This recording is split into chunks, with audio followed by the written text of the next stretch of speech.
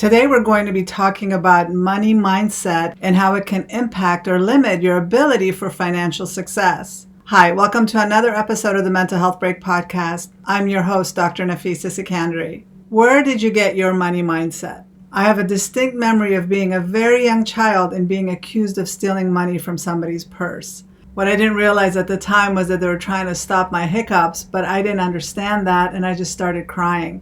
I didn't like being accused of taking somebody's money, and then I also realized how important it was to be very upfront and honest about money, to never ever be accused of wrongdoing or handling money in an inappropriate way.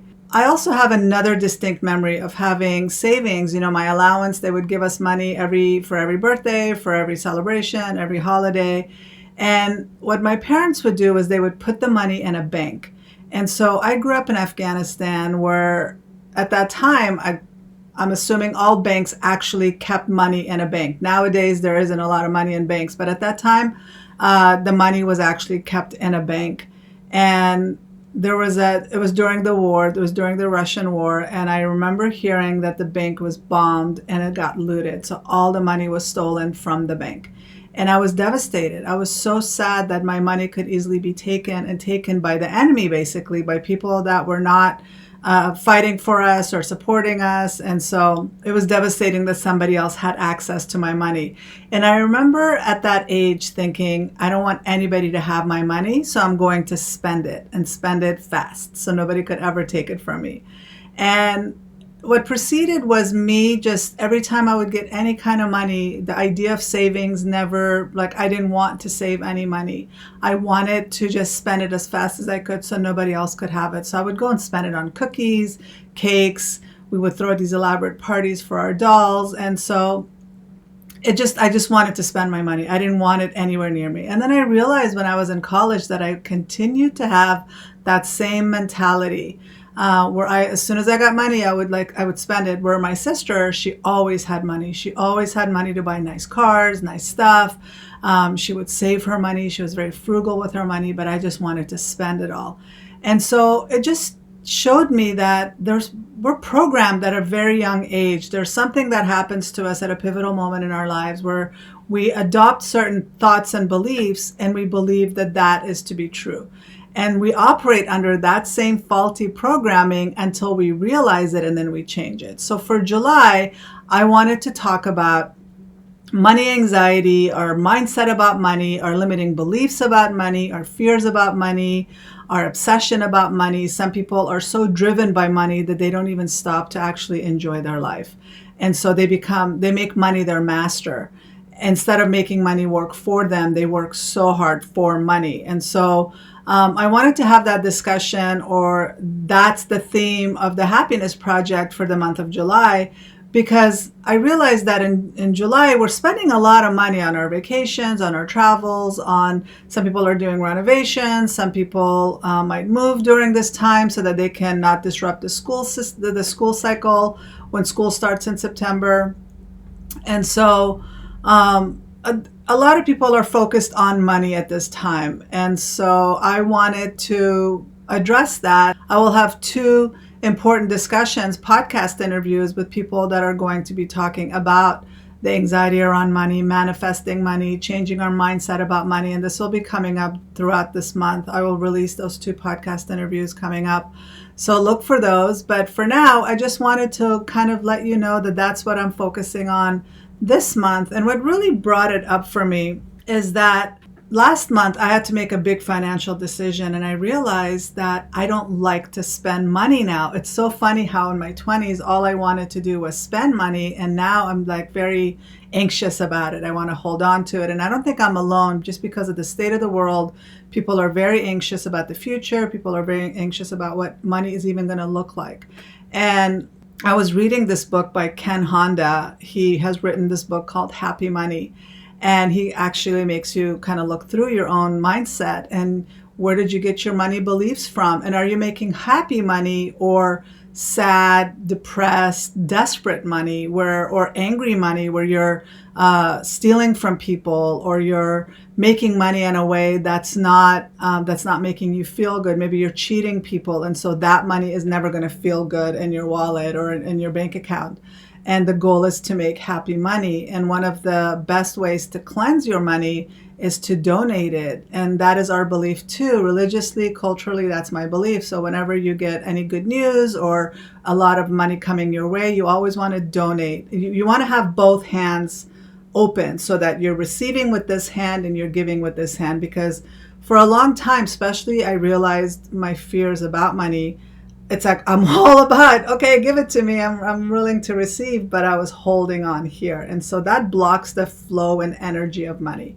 And I want the energy of money to just come and go. Like you're receiving it with this hand and happily giving it away. And one thing that Ken Honda talks about is saying arigato to the money, like thank you every time, but basically saying arigato to receiving the money and then arigato to giving the money. It's like Tupac said, it feels good to put money in the mailbox. And it does feel good to be able to pay your taxes, to be able to pay your rent, to pay for food, and to be able to be grateful for the ability to do that. And when we have that mindset, we're not living in fear, we're living in gratitude and having an abundance mindset. So all of this, it's not normal for me. This is stuff I have to learn. This is stuff I have to be consciously aware of, because my anxiety automatically makes me go towards a lack mindset instead of an abundant mindset. And maybe this is because my parents were immigrants. We were immigrants. We all came to this country. We barely had any money.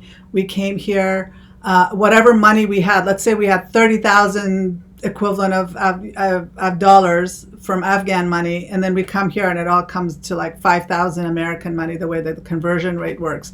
So we didn't have a lot of money coming here, and my parents worked very, very hard, 2 to 3 jobs just to help us, and not getting any government assistance, not getting any support, and working really hard to make sure that they were taking care of their 4 kids.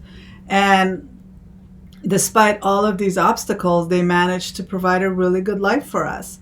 Had our own home, had our cars, we all had an opportunity to go to college. So I'm very, very grateful for their hard work and sacrifice. But at the same time, I do believe that in my mind, I had this perception that there wasn't enough money to go around, and everybody had to just hoard or hold on to whatever they had, especially after my money was bombed in a bank and all taken. So there's a lot that after reading this book and lately paying attention and having to make this big financial decision last month, it just has made me think a lot about my own mindset. And I thought, I'm sure I'm not alone, because this mindset has limited me in so many ways. Just the anxiety alone has held me back, but I've never been driven by making a lot of money. So I never would pursue jobs that might give me better opportunities. Part of that was anxiety, where I didn't want to put myself out there. But part of that was also maybe I'm not worthy of a lot of money. Maybe I don't deserve to have that much money. And there are some people that they might have a ceiling of $100,000 and they get a job where they make $150,000. Well, somehow they'll sabotage themselves to keep themselves at that ceiling of $100,000 because they're just not comfortable with more money coming their way. And as long as we have that limiting belief, as long as we have these fears around money, we are holding ourselves back. So that's the conversation that I'm having with myself and trying to help myself overcome and get more comfortable with having an expansive, abundant view of money. But I also wanted that to be a theme for all of us to kind of consider and think about for this month. Yeah, whenever I make big decisions, whenever, like I said before, I would spend all of my money, but now as soon as I have to make any kind of purchases, I immediately have buyer's remorse. And that is part of OCD. There are people that tend to hoard money. People that have OCD, they tend to hoard money. They have a very difficult time parting with their money. And so I don't want to be rigid about that. The minute you have awareness and you're able to become more mentally flexible about something, you should definitely focus on that, because you don't want to have this black or white thinking that it's either I'm poor or I'm rich. There's no in between. There are people that have very little that are way happier than the people that are the richest. So it's not about the money. And I like that Ken Honda talks about, like, before we actually had a tangential view of money, like we would actually get the dollar bills or feel them in our hands. Now we hardly ever see the actual bills. It's all in credit cards or Bitcoin or electronic deposits in our accounts. So it's not the actual physical bills that we're seeking, but we're working towards the concept of money and what that's going to look like, the numbers in our bank account. But at the end of the day, money is just energy. And it doesn't care if you're a good person or a bad person. It'll be attracted to you if you're aligned with that energetic energy of money. So if you're hoarding money, you're blocking that energy because you're blocking the flow of money coming and going, because it's coming in, but you might also be repelling it at the same time. So if you're looking at money as energy, so one thing that Ken was talking about was, instead of looking at money like rain, like it's a drought, then you're going to have a lot of anxiety about it. Like all of a sudden there is no money, so you're going to savor every dollar you have. Or if you're looking at it like, just give me a lot of money, like people that get a windfall or people that get a big inheritance, it becomes a flood. So they're not prepared for the flooding. And so that also can be destructive. So you don't want that either. You want to have, I think he said something like, you want money to be like air, where it's always there. You just have to take a breath in or just be energetically aligned with it. And so I never realized that there was so much involved with our mindset around money. And that's why this was such an interesting topic for me to take on. And I know that I'm the type of person that doesn't like debt. I don't like to be in debt. I don't like to spend above my means. I don't like to spend money that I don't have. But that's not how the rich operate, right? Like the rich actually take out millions of dollars worth of loans and live off of that, instead of actually having money or spending their own money, where they invested in other things. I don't want to do that either. So there has to be a better happy medium, but there is a lot involved around the concept and the thinking about money. And I want to live in a way that I love giving in charity. I love donating. My goal is to make enough money so that I can help a lot of people. So when I'm thinking about, I want abundance, I want a lot of money coming my way, it's not that I want all these fancy cars or expensive jewelry and expensive bags or whatever. I've never been into any of that. I'm more into experiences, travel, doing the financial freedom, time freedom, not having any debt, not having somebody breathing down my neck demanding their payments. So my goal of actually one day, hopefully, to be able to live off of 10% and donate 90%. So if I'm making $1 million, living off of 10% is very easy, and it's very easy to donate 90% at that level, right? So imagine how much impact you can have if you live that way. So it's not a greedy thing where I just want to hoard all this money. It's how much impact can I have? How many people can I help if I have millions of dollars? And so attracting abundance into your life can be really a positive thing if you look at it in terms of how can I help people. I truly, truly think that it's possible to live off of 10% if I'm making a lot of money and focused on so many different ways that I can help people with the drinking water, with education, with just even giving away free mental health services. When you have a lot, you can do so much more. So that's how I'm trying to look at it, where before I did grow up with the mentality that only people that do bad things have a lot of money. And that's not a true statement. There are ways for you to have a lot of money in a very healthy, positive way, especially if you're energetically aligned with happy money coming your way. We call it halal money, money that you've earned, where you've made people's lives better, where you've made people happy and they're happy to give you that money. And that money has energy behind it, and that makes you feel good. So then you turn around and you help a lot of other people. And that's the energy, the positive flow just keeps going and going. And I know, like during the Happiness Project, we're focusing on creating more happiness. And I know money's not going to make you happier, because if it did, all of these celebrities, that's all they've dreamt of having a lot of money to make themselves happy. But then they reach that pinnacle and they're not happy. There's so much sadness and people taking their own lives, even though they have everything. So it's not money that's making you happy. And money doesn't make you a good person or a bad person. Money just really reveals who you truly are. So if you're a miserable person currently, you won't become a happy person once you have more money.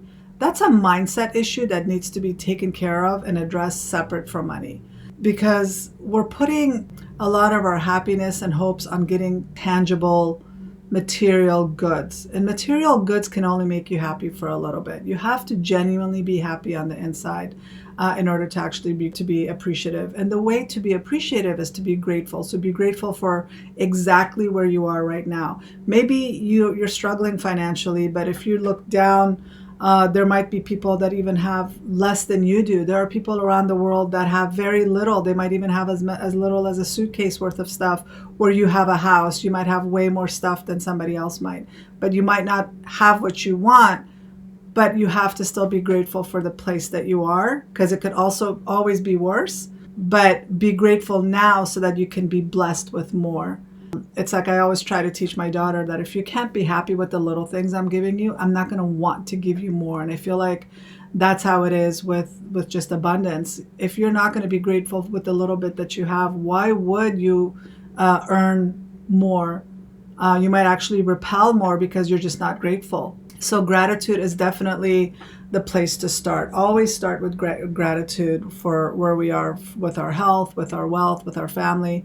And like I said, that doesn't mean that our life is perfect, but it's by being grateful that we're going to notice a lot of perfection in our lives. It might not be where we want to be, but we can hope more because we are so grateful right now, and we hopefully will attract more to us because of our gratitude. So this month, I just want to focus on that, and I want you to ask yourself, do you have anxiety around money? And where do you think it came from? Where did that anxiety came from for you? And this is a really good time to kind of write down, what is your mindset about money? Like, I always thought, I knew about the bank being robbed and the stealing the money, that I knew that impacted me growing up, and I had a certain understanding about money, and just being immigrants and having to really live below our means. All of that has shaped who I am. But I didn't know I had all this anxiety around it. I didn't know how deep it went, and I didn't know how much I've been repelling money all of this time because of my fears. Like I said, I'm very good about donating money, but I don't want to have fear or anxiety around donating. I want to have a positive outlook of being grateful when it's coming and being grateful when it's going. Like, if it's going to go help people, I'm happy. Paying my bills, I'm happy that I'm able to do that, and to be less stressed and less anxious around money. So how about you? Write all this down for yourself. This is a really good time to reflect and see how money's been impacting you, and whether you're actually blocking your ability to make more money, or maybe you have a very abundant life. What do you think is contributing to that? When did you make that decision to be more abundant and have a different mindset around money? These are all really good things to reflect on and think about. And also to reflect on, where are your limiting beliefs coming from? How old were you when you learned some of these limiting beliefs? Where did they come from? Did they come from you? Did they come from watching somebody? Did they come from listening to your parents argue about money?